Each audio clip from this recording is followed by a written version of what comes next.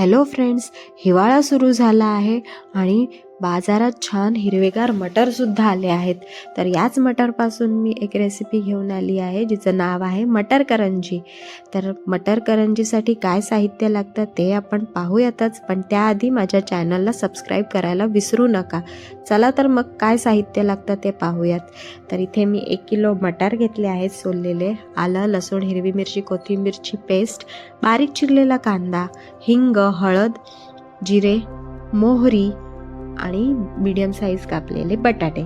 आवरणासाठी इथे गव्हाचं पीठ, रवा, लाल तिखट, हळद आणि मीठ. तर इथे पॅनमध्ये तेल गरम झालं आहे, त्यात मोहरी टाकून घेऊयात. मोहरी व्यवस्थित तडतडली की त्यामध्ये आपण जिरे टाकून घेऊयात. मोहरी जिरं व्यवस्थित गरम झालं की बारीक चिरलेला कांदा आपण यात ॲड करूयात. कांदा व्यवस्थित गुलाबी रंग येईपर्यंत आपल्याला परतवून घ्यायचा आहे. कांदा लवकर शिजावा म्हणून मी ह्यामध्ये मीठ ॲड केलं आहे.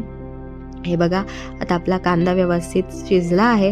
त्यामध्ये जी हिरवी पेस्ट तयार करून घेतली होती, आलं लसूण कोथिंबीर हिरवी मिरचीची जी पेस्ट तयार करून घेतली होती ती आपण ह्यात टाकायची आहे आणि व्यवस्थित तेलात तळून घ्यायची आहे.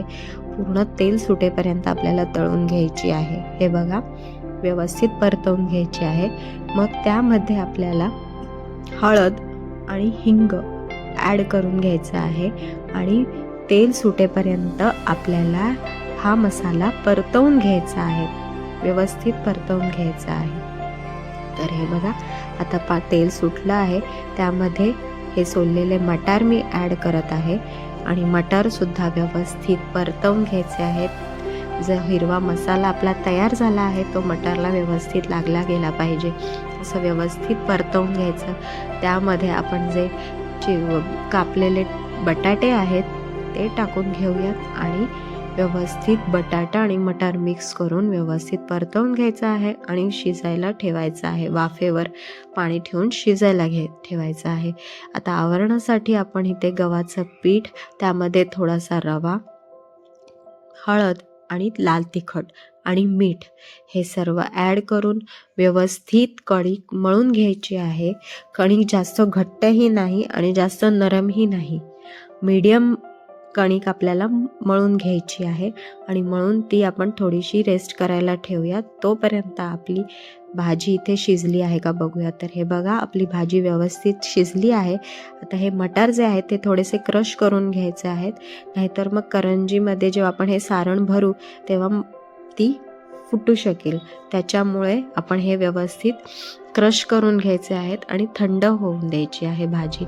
आता आपण इथे मी एक पुरी लाटून घेतली आहे, त्यामध्ये जे थंड झालेलं सारण आहे ते ह्यावर मी ठेवते आणि करंजी सर्व बाजूंनी व्यवस्थित दाबून बंद करायची आहे.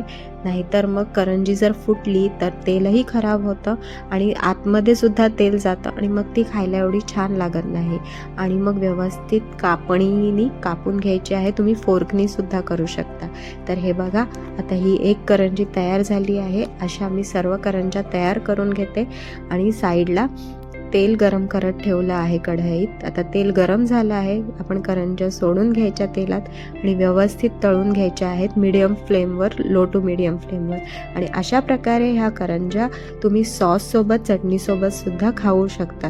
तर कशी वाटली तुम्हाला ही रेसिपी? तुम्ही नक्की ट्राय करून बघा आणि मला कमेंटमध्ये कळवा आणि सबस्क्राईब करायला विसरू नका. धन्यवाद.